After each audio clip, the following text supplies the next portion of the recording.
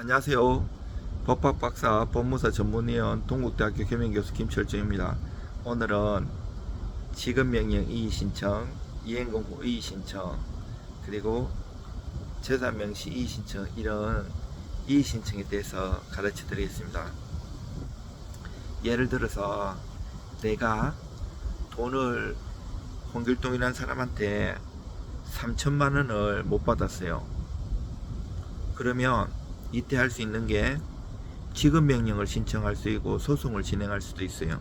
소장을 넣으면 상대방한테 소장 부분이 송달되걸랑요. 그러면 상대방은 이의하고 답변하고 이렇게 진행이 되고, 지급명령 하면 소송하는 것보다 인지가 10분의 1밖에 안 들어요. 그 비용이 적게 들죠.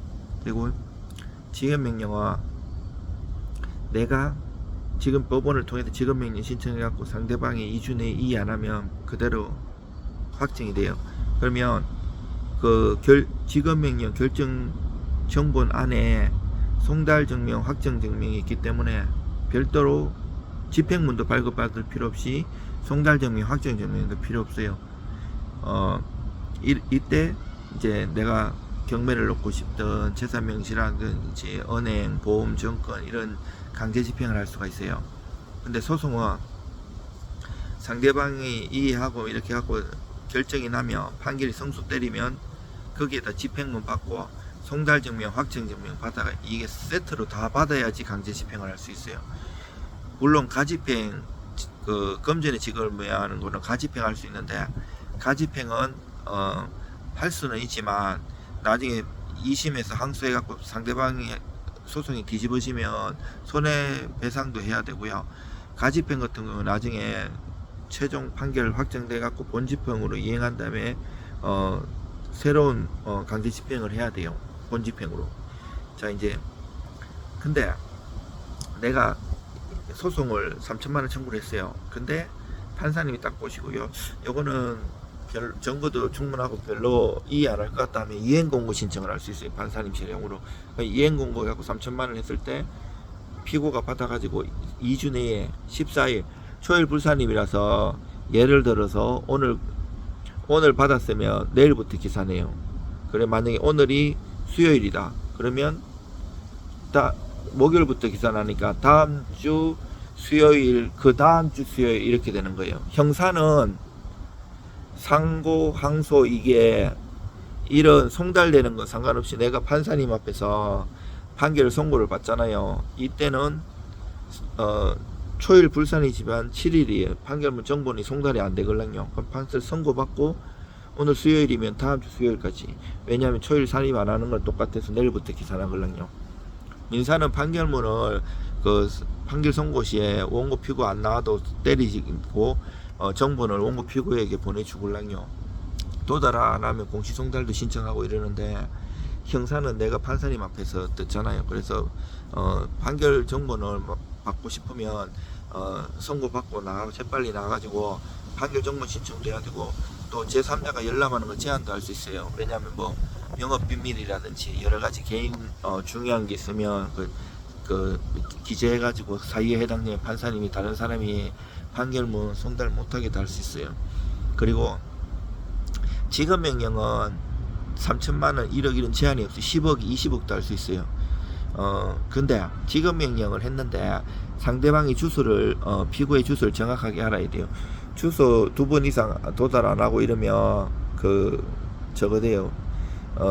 소송으로 전환시키려 하면 보존명령 내려 그러면 소송 전환 신청서도 내야 되고 송달 인지도 추납해야 돼요. 그러면 이중으로 비용이 드는 거예요.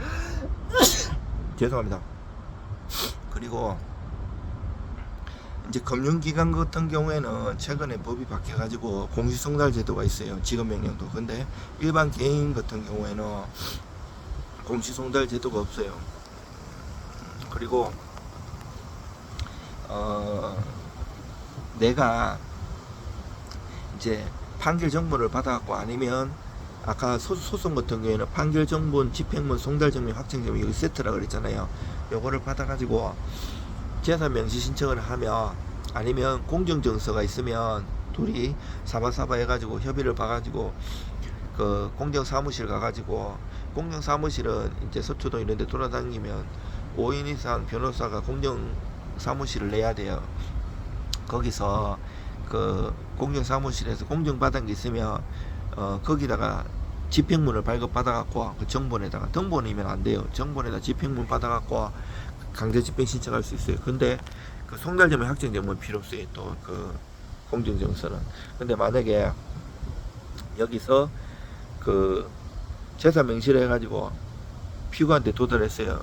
이제 재산 명시 결정문 먼저 송달돼요. 그 다음에 이제 그때 일주일 내에, 보통 일주일, 약간은 14일이었잖아요. 뭐 10일 내에 답변서를 내든 아니면 뭐 7일 내에 이의 신청하는 거나 그거 정확하게 지켜야 돼요. 그거 불변기간이라서 하루라도 지나면 안 받아줘요. 그러면 이의 신청을 하면 별도의 사건 번호가 부여야 돼요. 그 재산 명시하고 채무불이행자 명부, 채무불이행자 명부는 신용불량 만드는 거거든요.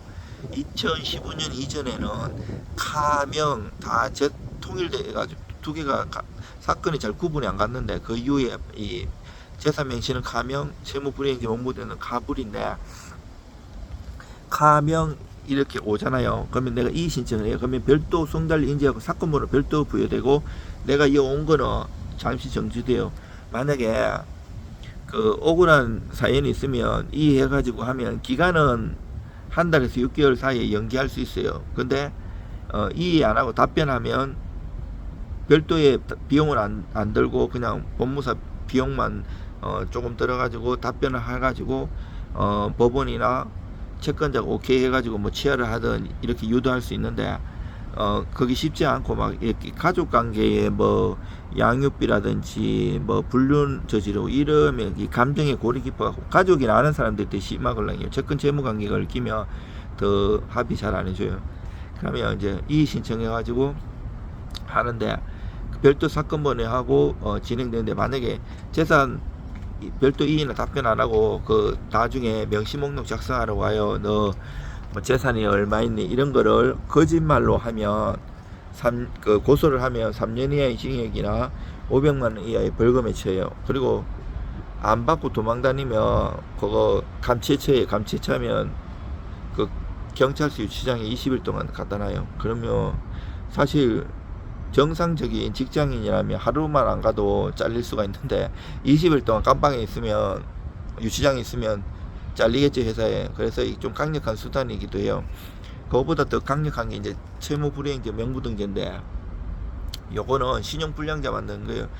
등재되면 은행이나 그 핸드폰 이런 사용도 힘들고요.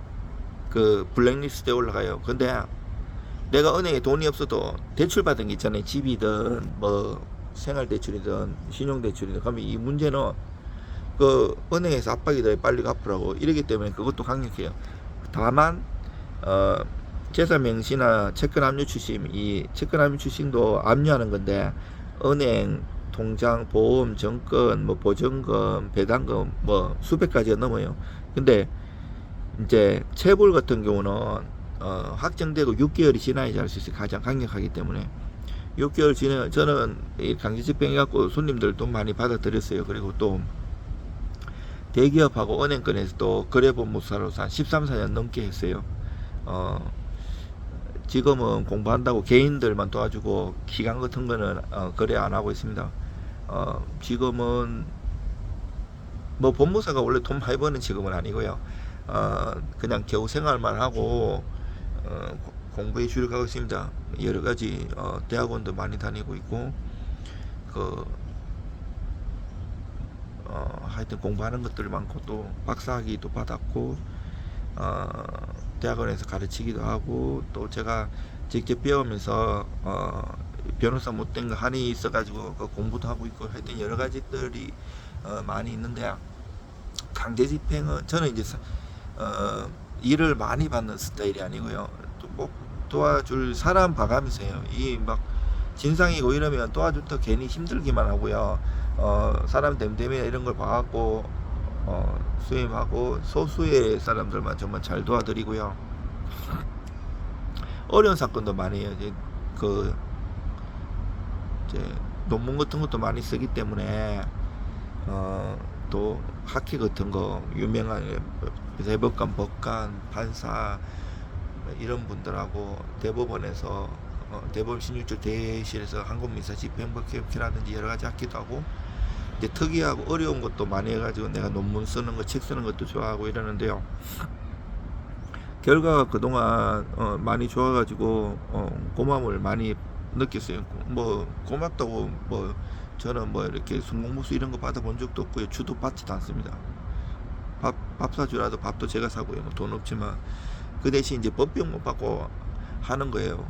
그리고 뭐 이 강제 집행 이런 것도 단계마다 다 그 채무자가 어떻게 반응하느냐에 따라서 법비용도 많이 안 들이고 단계 하는 게 있어요. 막 융당폭등 이것저것 생각 없이 하면 되는 게 아니에요.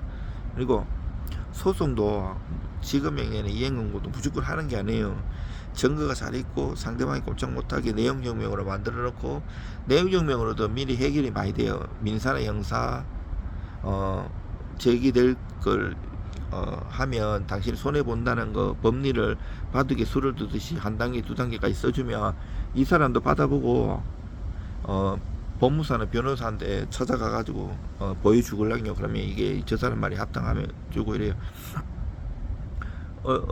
얼마 전에도 그 제 지인 감정평가사님이서 교수인데 어려운 사건이고 큰 사건이었는데 소송을 해달라고 왔었는데 소송을 하지 않고 내용증명 간단히 써가지고 해결해 줬어요. 그 내용증명 간단하니라고 하지만 저는 뭐 한두 장 쓰는 게 아니고요. 보통 10수장 쓰면서 법리적으로 다 조목조목 하니까 그 사람이 변호사가 있어가지고 변호사는 이거 얘기한 게 맞나 해가지고 아이 맞다고 차라리 원하는 거 해결해 주는 게 나중에 법비용 안 물어주고 더 큰 손해배상 당하지 않는다고 해가지고 바로바로 다 처리가 됐어요. 그러니까 이 법무사 사무실은 뭐 변호사 사무실도 마찬가지고 한 분야만 하면 안 돼요. 민사, 형사, 강제집행, 등기, 공탁, 집행 두루두루 해가지고 실질적으로 이 사람이 돈을 받는 게 중요한 거지. 판결 껍데기로 뭐 매일 일기만 하고 뭔 소용이에요. 그걸로 돈 받는 것도 아닌데 그 승소하면 뭐 성공보수 뭐 30% 주겠다 뭐 이런 약속하면 손해만 가지고 받지도 않았는데 자기 돈만 날라가죠. 실질적으로 하고 등기도 그 만약에 공동신청주의라 가지고 등기 같이 손잡고 등기소 가고 아니면 공무사한테 위임해 가지고 도장이 다 찍혀 가지고 해야지 등기가 되는데 일방이 이행 안 해주면 그 성소 판결 받아가고 판결에 등기를 할 수 있는데 판결에 등기는 단독 신청인데 문제는 성소 판결 소송을 많이 하는데 등기를 모르면 성소 받아도 등기가 안 돼요. 예를 드는 건데 모든 판결에는 사형이 취소든 뭐든 왁구가 있어요. 이게 나가 최종 목표가 이 돈 받는 거든지 뭐 등기를 이전하는 것이 여기가 있잖아요. 그러면 여기 왁구에 맞게끔 판결을 받아야 돼요. 판사님은 수동적인 입장이라서 실질적으로 내용을 다 알 수도 있고 뭐 몰라서도 그렇고 이 청구한 취지대로 변호사든 법무사든 그 소송 청구 취지가 있잖아요. 그거대로 판결하게 돼 있어요. 그 적극적 설명을 못하게 되죠. 판사님이 판례가 있어야 되면 소극적 설명을 할 수 있는데 그래서 적극적으로 뭐 이렇게 항명사항을 얘기한다든지 뭐 이렇게 권치라고 할 수가 없어요. 얘가 이렇게 청구 취지를 해오면 이거 잘못됐다고 등기 안 된다고 이렇게 말 못해요. 그래서 그렇게 판결해줘도 등기가 안 되는 게 우리나라 50%가 넘어요. 그래서 그걸 조심해야 되고요. 모든 이의신청 그리고 맞는 게 맞잖아요. 오면 웬만하면 일단 껍데기라도 이의신청하고 그 위에 준비하는 시간을 2주에서 한 달 정도 두면서 잘 연구해가지고 답변수로 잘 내가지고 소송으로 진행하고 시간 끌면 합의할 수 있는 시간도 생기고 여러 가지 좋아요. 물론 합의가 안 되고 지면 소송 비용이 그만큼 늘어나기 때문에 근데 이행공고든 지급명령이라도 그 뭐 법비용 드는 거 있으면 물어줘야 되기 때문에 어차피 억울한 거 끝까지 싸우고 1심 우리나라에 3심제가 보장되어 있잖아요. 헌법상 한스 켈젠의 법 단계설 도이치 슈프라이로 독일어로 저 한스 켈젠이 그 그루트노르 그 근본 규범이 있고 헌법 법률 명령 규칙이 있잖아요. 헌법에 보면 모든 법의 기본적인 인간의 정신성이라든지 헌법이 기본권과 통치 구조에 대해서 해놓은 거거든요. 다 권력 분립도 입법부, 사법부, 행정부 다 돼 있고 1심, 2심, 3심제라고 못 박아놨기 때문에 최선을 다해서 싸우는 게 중요해요. 여러분 힘내시고요. 이래 주시면 최선을 다해서 도와드리겠습니다.